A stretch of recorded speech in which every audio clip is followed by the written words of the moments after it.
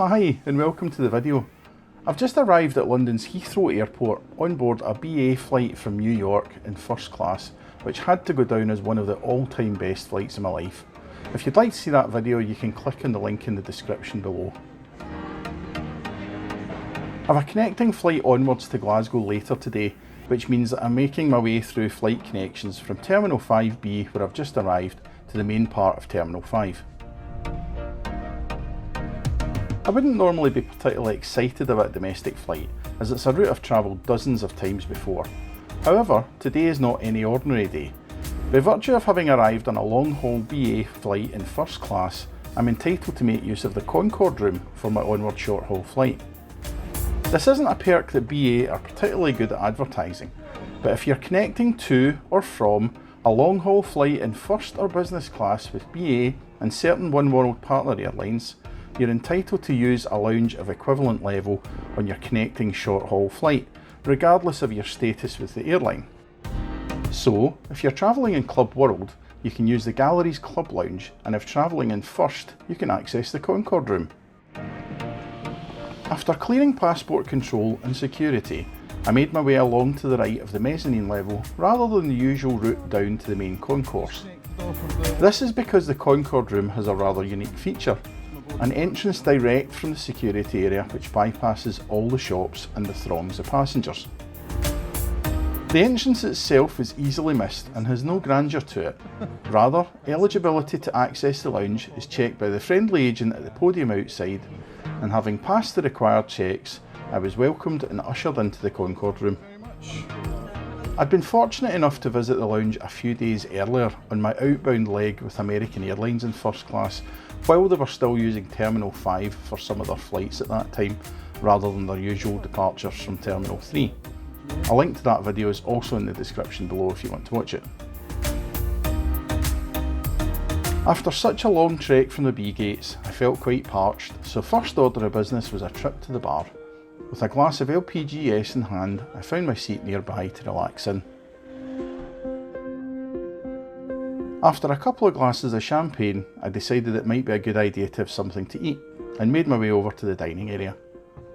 I opted for some pastries and a refreshing grapefruit, washed down, I hate to say it, with more champagne and a pot of tea, all of which were delicious. After breakfast, I took another quick wander around the lounge, not knowing when I'd be fortunate enough to visit it again in the future. It's really a lovely space and is a calm oasis away from the other BA lounges and the terminal itself. As my departure time was approaching, I decided to make my way down to the departure gate for the Glasgow flight, but not before having a celebrity encounter with Alexander Skarsgård. I wouldn't usually dream of bothering a celebrity in the lounge, but my wife and I had been huge fans of his for years, and I couldn't pass up the opportunity to say hello. He had been in the UK to promote the Northman movie and was really gracious, even offering to take a picture with me so my wife would believe me that I'd met him. Feeling a little starstruck, I thanked him and made my way down to gate A12, where boarding had not yet begun for the flight. Boarding seemed to take ages before it was finally called, and when it was, we were asked to queue up by group number and then had another lengthy wait before actually being called forward to the scanners. It seemed this was going to be a very full flight, and they were bringing forward people to gate check larger carry-on bags.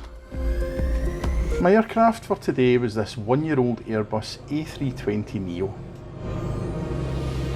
Once on board, I settled into my seat in 5A, noting that there were only 6 rows of Club Europe on today's flight. It seems that BA don't fit their Neo aircraft with the curtain to separate the two cabins, so the only way that you can tell is that the Club Europe seats have white headrest covers on them.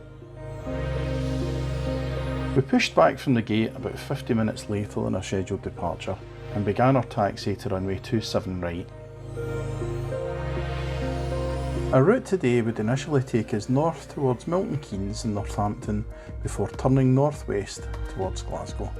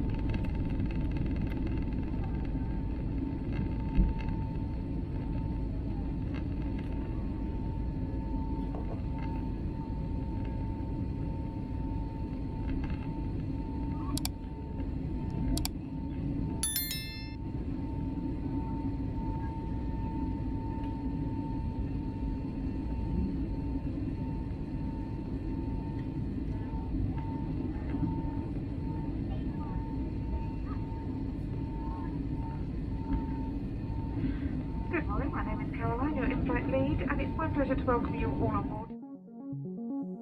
The combination of not much sleep on the previous night's flight from New York, along with a few glasses of champagne, meant that I nodded off fairly quickly once we were up in the air, and missed the Club Europe service, which would have been breakfast on this flight. I awoke just as we were beginning our descent towards Glasgow Airport's runway 23, drawing the final leg of another great US trip to a close.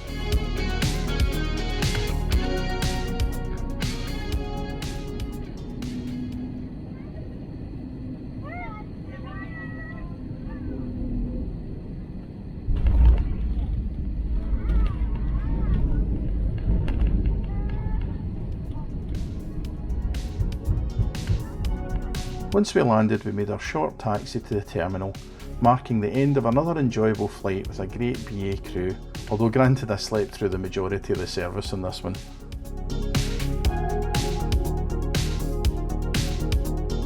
Thank you so much for watching. I hope you enjoyed the video, and if you did, please don't forget to leave me a like and a comment, and make sure that you subscribe to the channel for new videos as I post them.